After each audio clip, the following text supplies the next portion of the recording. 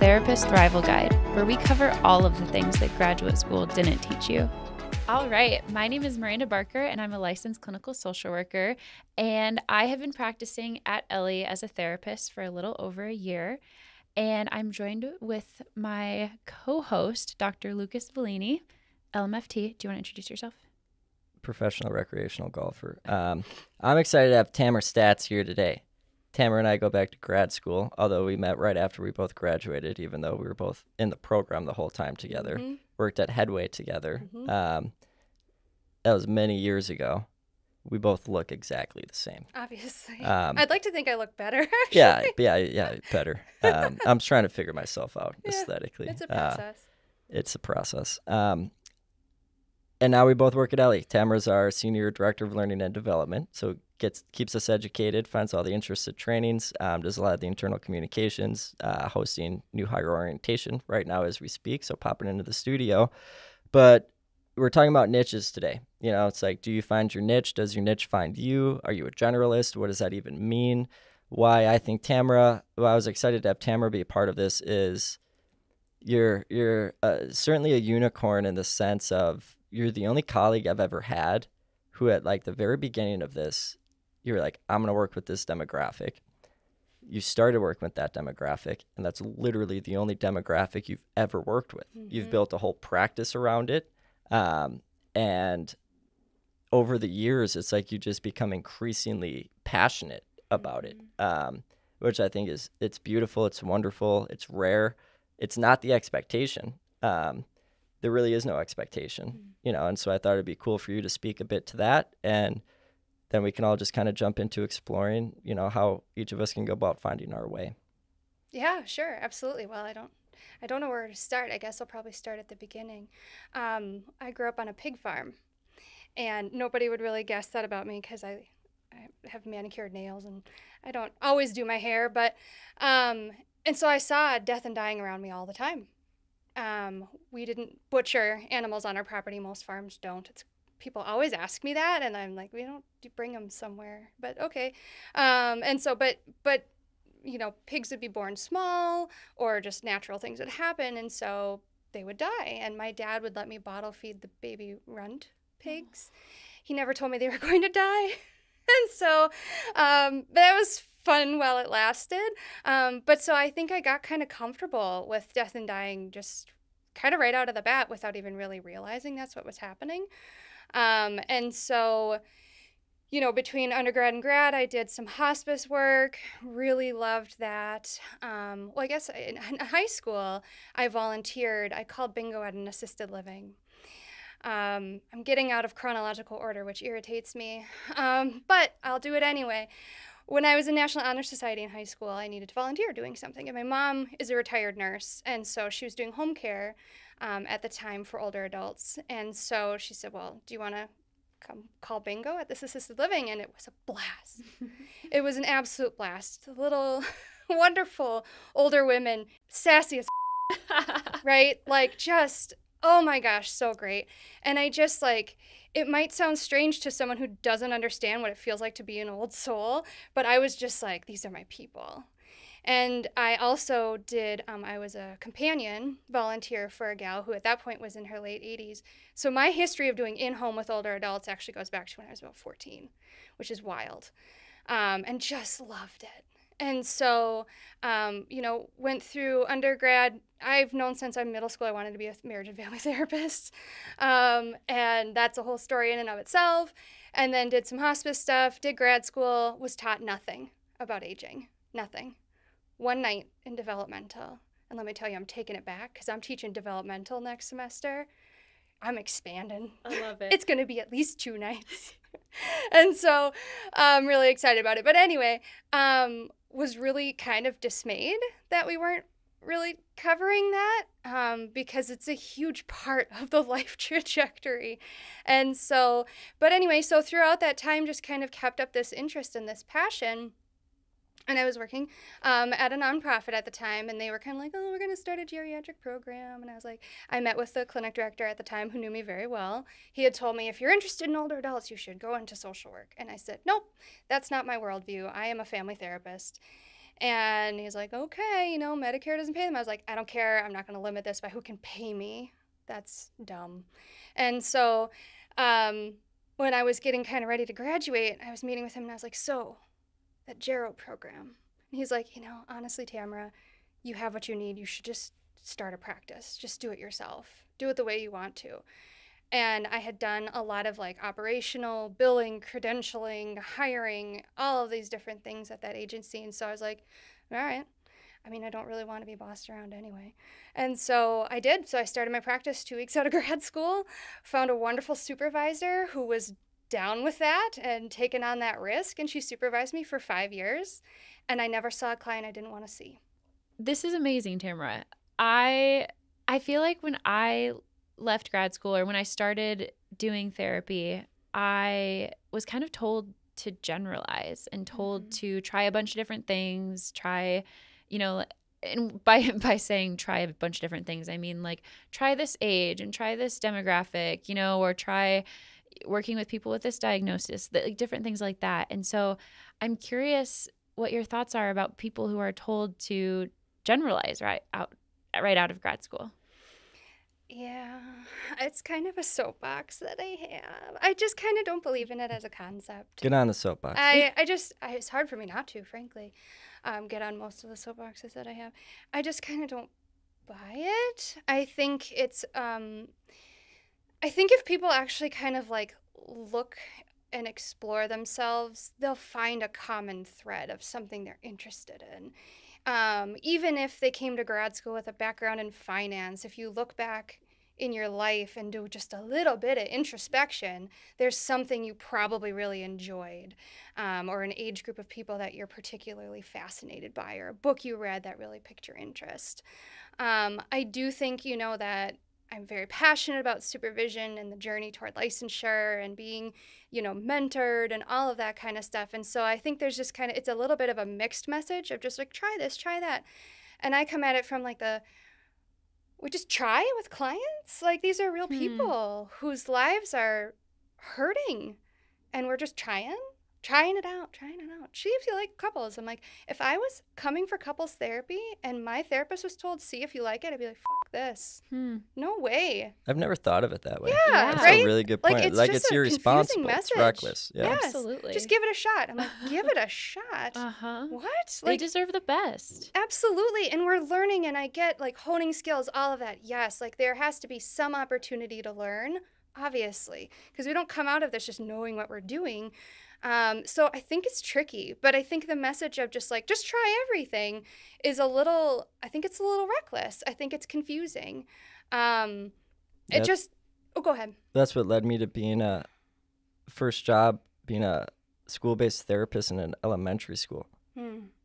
That is crazy that was your first job. Yeah. I mean, I'm saying that knowing who Lucas is now and who he works with now, but... Oh, and even then, I was like an existentialist Why that wanted to work with couples, And so it's like, second grader in here. Why? Trying to contemplate mortality. Oh. Challenging and arguably not helpful. And a lot of Uno. Because it's like, again, with kids too, like I'm not like an organically like playful, animated, get on the ground and build Legos kind of guy. Yeah. I'm just not wired that way. But I remember, because I had plenty of faculty be like, get experience everywhere, do everything. And then people, I even heard like, identify the population you think you really wouldn't be a good fit to work with and work with them. Oh, I've heard that. Yeah. Really? And like that was a big one. I was like, so I'll try out this elementary school thing. Also, it was like a job, which was cool. But that's terrible advice. Yeah, it's like when you really dig into it, it's pretty awful. They don't think about the client. And I've never realized how much No. they're not thinking about the client No. when those things are said. Yeah, and it breaks my heart when I hear that with like specifically like thinking about Medicare and LICSWs. How many LICSWs at jobs that I've worked at are just like, well, I guess I'll take someone because of Medicare. And I'm like, oh, no, because everybody deserves care customized to what they're experiencing and who they are. And if you don't know what you're doing, this is not just a trial run, like do co-therapy, observe. There are ways to gain skills and decide if you're interested in something. Read a book. Sure. Read a book about older adults and doing therapy with them. There's a lot of great ones out there. If you're like, ooh, I'm not comfortable talking about death, do not work with older adults. Mm-hmm. Well, I mean, if you're not Don't comfortable work talking with about, anybody. I was going to say, don't really work with anybody if you're not Go get comfortable a real talking about estate death, license. because it's everywhere. And so I think there's a lot of ways to kind of suss out what a person is into, but I think saying just try it all is kind of like going around. I think heal or know thyself, right? Mm-hmm. Like get to know yourself. Yeah. Take some time to do an inventory. Do it while you're in grad school. Do it while you're in your practicum. That's the time to play around because that is your training ground. Such a good point. You're in practicum. I mean, MFT, it's a year now, right? Like that's a long time, right? And so while you're in that incubator, in that cocoon of warm supervision and oversight, It is do cozy. it then. It's cozy, right? I stayed there for 5 years. I stayed a little longer. I was born late as well, so it makes sense. Old soul. Exactly. I was just like, nope. I'm staying in here. It's cozy. It's cold out there. The real world's painful. Anyway, well, that's a different tangent. But I don't love the idea. Yeah. I don't love the message of be a generalist. I think that I would be terrible at working with people with autism. I'm so glad there are people who do. Oh, yeah. I would be terrible at Yeah. working with children. There are I have so many sayings, you guys, because I'm just old in my heart. Many hands make light work, right? Like, I know where I end. I know firmly where I end and where my colleagues begin, and it's so freeing. It's so freeing to not feel like I need to say yes to everybody. I think that message of like just try it all is say yes to everything. And I think there's a time and a place for saying yes to things in life and experience. I don't think experimenting with clients, and I know that's not the intention of what they're trying to say there, but that I think is the takeaway. Sure. Or at least the client experience is like, she doesn't know shit. It's clear she doesn't know what she's doing. They're never going to come back to therapy. Yeah, and right? and it's like it's okay to not know shit. You know, it's like a strange message. Part of when you really like come into your competence as a therapist, like a huge part of that is coming to terms with the things you're not good at. Yeah. Clinically. Yeah, absolutely. It's like what clients aren't you effective with? You know, what modality? You know, it's like what ailments. You know, can you not really get around the modalities that you should be using to work with them? It's like that's not a sign of incompetence. You know, it's like knowing that is what makes you competent. And then fortunately there are people, you know, and that's why it's also important to network. You know, like if I see death and dying anywhere, it's like Tamara. It's like the association you formed because of your commitment and consistency. And like, it's not just clinically, all your research was on this, all your academic presentations are around this topic. You know, and so that's why we need to have like a collective, like healthcare is a collective, you know, and it's like, we all have our niches, we all have our specialties, not all that different from medical school in a lot of ways. There's some more flexibility we can have, but that doesn't mean we shouldn't still take the notion of like a specialty seriously. I think where it gets tricky is being like a full-time outpatient therapist where you need to sustain a caseload of like 30 to 35 clients. Like when you're doing that, it can be really challenging to like, don't go into that wanting to see like a narrow specific type of client, you know, but like there still you can still have like a niche that constitutes maybe 60 to 70% of your caseload. But then when it comes to that other 30%, it's like work with like the offshoots of your niche. Well, and I think that's an interesting point too. And so like for me, 2 weeks out of grad school, I started a practice. Nobody told me what I had to see, right? So that was very freeing. I do not necessarily endorse starting a practice 2 weeks out of grad school. It's not for everyone. It worked great for me. It's not for everyone. Being a business owner is not for everyone. But I think the other piece too, not everyone's cut out to be a full-time therapist. So true. I'm not a full-time therapist. I don't ever intend to be. I always do other things. And I think there are people who have taken full-time jobs who shouldn't. And I understand the constraints of income. I've had a mortgage for 11 years by myself. I understand income, needs. But I think like there's a pressure, and I think it also comes back to knowing yourself and getting to know yourself of like, if you have a hard time sustaining a caseload, explore, do I want to be seeing this many people? Not even just who I'm seeing. Do I want to be doing this much therapy? Because it's beautiful and it's compassionate and it's exhausting. It's exhausting holding space for people, and I wouldn't change it. But I think there is a part of knowing yourself, of knowing what your bandwidth is, not just for a certain type of client, but for clients in general, and knowing like 30's too many. 30's too many for a lot of people, and that's okay. So don't take that full-time job doing just therapy. Do something that's a hybrid if you can, right? If you can. And know, like, don't necessarily have all your caseload be trauma. Right? You can broaden it too. If you're open to working with kids, work with kids, and some of it's trauma and some of it's school issues or whatever.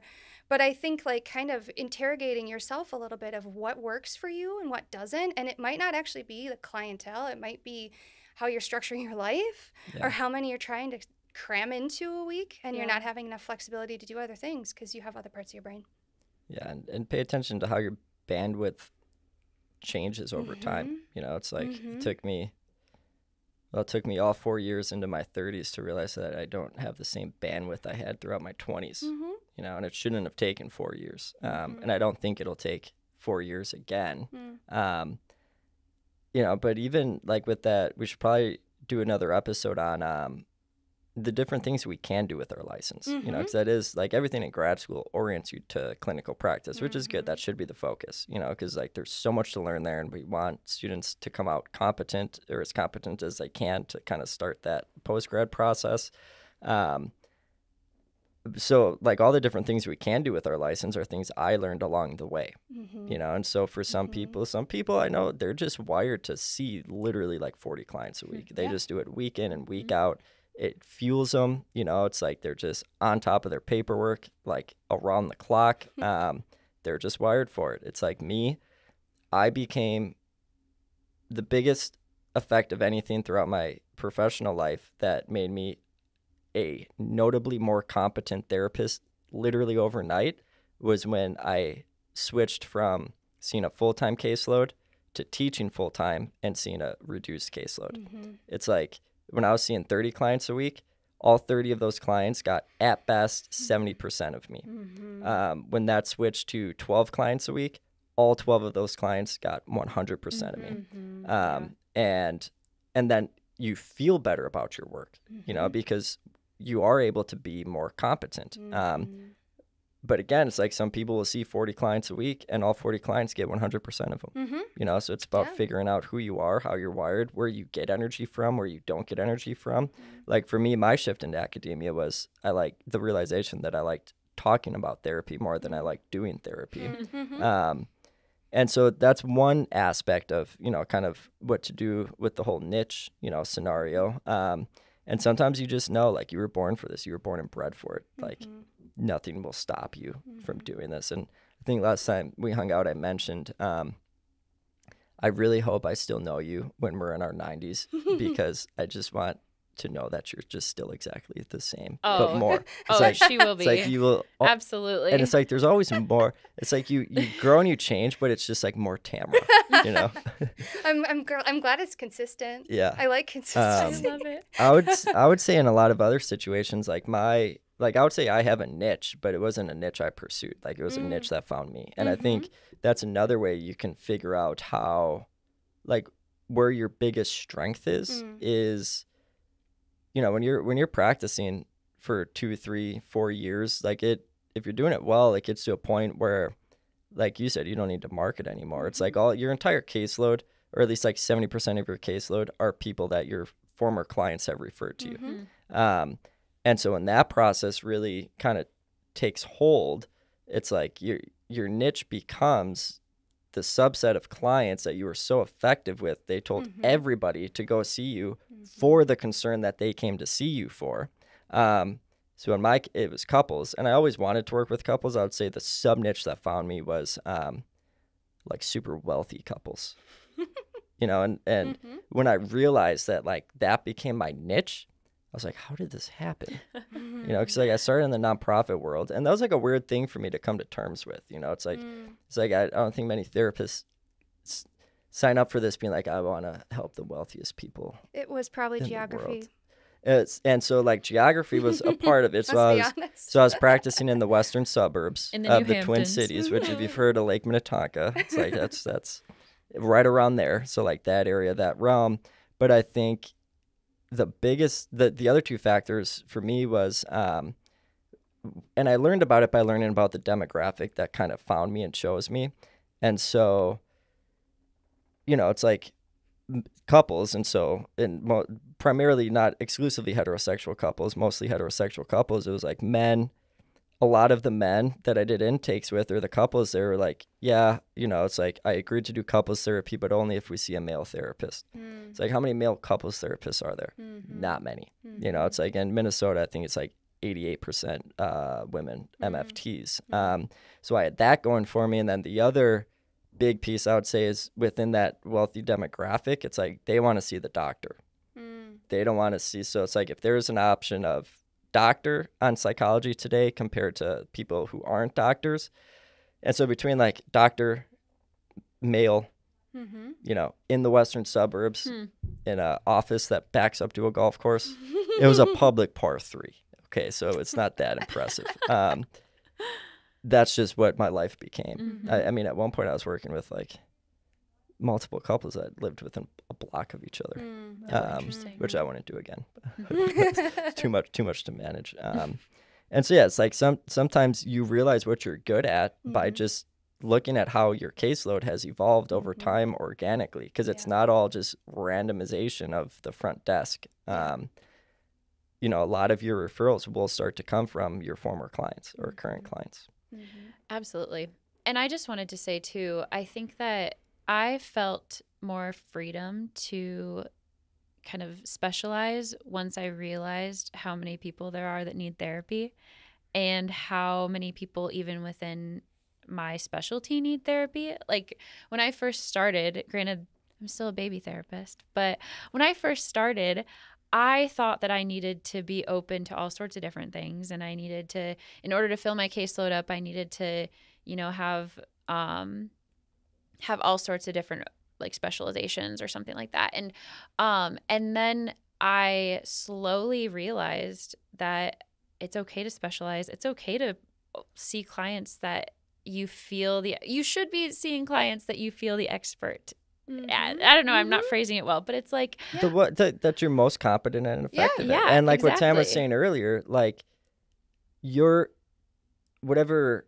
So like for me, like with couples, if that 30-year-old couple called you, it's like send them to me because I would be more effective at treating them than you would be. And so it's like that's why we need to take ownership of those things. Like we need to know who we're most effective at serving, so our colleagues know, our network knows, and it makes it easier for those clients to find us. Absolutely. I think it's that piece too, like as you were talking, Lucas, it made me think of like for me, and it's probably because I'm a perfectionist, but like if I can't do something well, I don't want to do it at all. And I know where I end. And I know that I'm going to do fine work. I'm a couples therapist. I can do fine work with them. But I know I'm not going to be in flow. I'm not going to enter into like, this doesn't feel like labor, right? Like, it's just not the same. So I think, your niche finding you, absolutely, when you kind of look back and again, like reflect, if there's a takeaway from this, just like explore yourself a bit, right? Reflect on what are the clients that feel like the least amount of effort. Yes. And not necessarily because like, oh, they're easy. They're just the worried well, but because like you just enter in. You just get into the thing. You hit the flow. Yes, you do. Love it. You hit the flow and it's not exhausting. I just had a client thank me the other day. She's like, I'm just so glad you do this work. It just must be so exhausting. And I was like, honestly, it's easy. It's super easy. Please still pay me for doing this. But it's not hard. It doesn't have to be labor. Now, it's still, yes, there's still empathy involved and people tell you terrible, horrible things. Not every session necessarily. But, you can find a sweet spot. And, yes, it takes some exploration. So I am by no means implying that, you're going to just be born knowing what you're going to do. I probably am one of the exceptions to the rule in that way. And so I don't think everyone needs to be like me. You're the least generalizable therapist. I'm the least generalist. I'm the specialist. I wanted to make a specialist word, but and your experience, your process of coming into who you are. It's you don't generalize that across therapists. No. It's like you don't. So it's like you're like the bookend extreme of this I'm stuff. just I don't generalize my experience. I don't generalize with my clients, but I think you can if you do have the opportunity to see clients and get adequate supervision. and adequate support from people who know what they're doing, not just a supervisor who's like, sure, I'll sign off on your notes and I don't even read them. That'll be $80. Yeah, well, it's more than that these days. Jeez. Pretty crazy. But anyway, get me started on that. But You'll if you be have, back. I have more to say. Yeah. If you have an opportunity to get really good support, which God, I hope you do, like, find what brings you joy. Find what brings you peace. Where do you feel peace when you are working with somebody? Where do you feel competent? What does it mean to feel competent? You have to experience it. I can't tell you what you're going to feel when you feel competent, but you will know when you know. And I mean, it's like when people say, oh, you'll know when you meet your partner, blah, and you're just like, yeah. And then you do, right? But it's just like, you'll know when you feel in your sweet spot. And it can take time, and that's okay. You don't have to have the experience that I had. You probably won't, and that's okay. Because there's pros and cons to anything. I have no regrets about my journey, and I don't think, oh, I really wish I would have worked with children. If I wanted to, I could try to figure that out now, but I don't, right? And so, like, I think it's okay to take time to learn, but I don't think it's necessarily like have a 3-year-old on the spectrum, have a 99-year-old on their deathbed, and you'll be able to figure it out. I don't buy it. I don't buy it when I see people. That shouldn't happen. You shouldn't be good at both of those things. They're extremes. And so, like, have a few people on your caseload who are in that experience or in that demographic, and get competent, adequate supervision, adequate mentorship if you are already licensed and you're trying to branch out into something else. Get adequate trainings. There are trainings everywhere all the time. You can get certified in anything, which is a little disturbing, and another soapbox that I have. But I think there's so many ways that you can come to know yourself, but you have to be willing to get to know yourself. And I think exploring, what does it feel like when I'm in that sweet spot? What does it feel like when this doesn't feel like work? Yeah. It doesn't feel like effort. That's, I think, when you find your niche. And you can find it by having a caseload of 30 people, and doing full time if that's what you want to do. What's the theme? Right? Like if you don't have you can't go back in history in your life and go, oh, there's a common thread here. Can you common thread it in your practice of like, I really love working with these like adolescents who are going through gender stuff. Oh my gosh, there's a place for you in the field, right? The other piece that you're talking about, Lucas, in terms of like building community, I mean, network. Holy shit, you got to network. Yeah. And I tell this to undergrads, I tell it to grads. I'm like, it's who you know. I'm sorry to say it. It's who you know that leads to this, leads to that, leads to this, leads to that. Like, it just is. You have to get to know people. As an introvert, I hate it. But you have to get to know people, because then you can rely on that. I mean, it's like when it comes to therapy, like networking isn't that complicated. No. It's like, don't overcomplicate it. You don't have to go to a happy hour. Join a professional association. Yeah. Go to conferences, and like just talk Sit to people. down by one person. Yeah. If that's my speed. I don't like a networking happy hour at a bar. I'm like, oh my God, no. But I can talk to one person at a lunch table at a conference, and then we're conference buddies, and that's really fun. Yeah, do a workshop at the conference, even better. Exactly. Go back and do a workshop, and then they'll come to you. But I think that community piece of like finding out about opportunities that are maybe not clinical as well, but also just like that's who you refer to. I will never forget in grad school when Steve and Sarah in that intro class that I don't think they do anymore, they looked around and they said, look around the room. This is who you're going to refer to or not. Pay attention to your colleagues. Get to know the people that are in these classes with you. These are who you're going to refer to or not.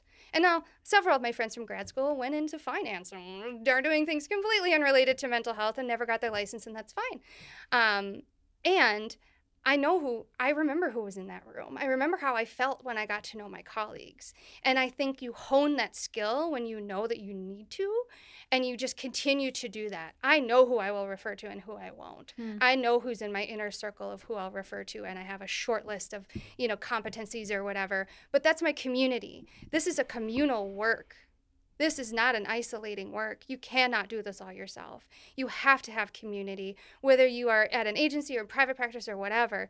I don't feel isolated in private practice. I feel just fine because I'm connected with people in all sorts of ways, and stupid Facebook networking groups that are like the bane of existence because people do so many unethical things. Oh, yeah. And they talk about it in there, and I'm like, Jesus Christ. Yeah, it's rough. It's rough. But being in community, I think is part of knowing yourself, knowing your niche, knowing where you end and someone else begins. You have to know someone else, right? Yeah. You have to have those someone else's. And I think just something to clarify before we wrap up, because we've said like specialty, we've said niche, you know, I think it's important to clarify that, like, when you talk about a specialty, think about it in terms of like the clientele and like whether it's like the issue or like the demographic, you know, it's like couples, individuals, kids, you know, age-based, like that's the space where you claim a specialty, not in like I'm a cognitive behavioral therapist or like I'm a narrative therapist. You know, I would say practicing from like a singular orthodox model like that is as bad as saying you're a generalist, you know, because it's like that's just not really how it goes. Like, no, like, so like don't feel forced into practicing from a singular model. Like, hopefully you're not getting that guidance in grad school. And it's just not true. Like every model, they all complement each other. They all grow and strengthen from each other. It's like find your synthesis, find your integration. But yeah, when it comes to a specialty and a niche, it's like I think you said it most brilliantly when you said like I'm not gonna get into a flow state with this demographic. Oh yeah. And it's like, and when you do find that flow state with a clientele, it's like that's when you know you found your niche. Pay attention to that. The other piece too to what you were describing, like have an age group or a topic, not I only do DBT, right? I'm only do CBT. Clients don't know what that shit is. The public doesn't know what that is. They know they're hurting and they know they want somebody who can see someone their age or their relationship, or do you know about grief? Right? They're not like, are you going to do DBT, CBT for grief? Are you going to do this? They usually aren't coming at it with that lens, unless they've had EMDR and things, and they're just like, I know it really worked really well for me. Do you do that? That's a technique, yes, right? Or unless they're a Also customer of the Be Welly app. Or that. Or also a therapist, right? That's one time when there's some scrutiny, I think, where we know kind of like, I need you to actually kind of like do it this way. Sure. But the public's not going out there being like, I need you to do CBT with a feminist approach, individual sessions 8 times. And if you get an email that asks for that, it's a scam. Oh, yeah. Actually. Yeah, they're going to ask you to send you money in the next email. Yep. I need couples therapy 8 sessions. Here's a check. Well, it's Tamara, we cannot wait to have you back. You were phenomenal. I love talking. Yeah, this was great. This was so much fun. Can't wait to have you back. Thank you. I'll be here anytime. Yeah, thanks for joining us. And be watching for our next episodes. They are released every other week, and we have a lot of really awesome topics that we're going to dive into. And I can't wait to have you back soon to talk more because, oh my gosh, like I barely talked during this episode because I was just like, give me your wisdom. Give me your wisdom. I love it. I love it. Anytime. Awesome. All right. Thank you. Thank you.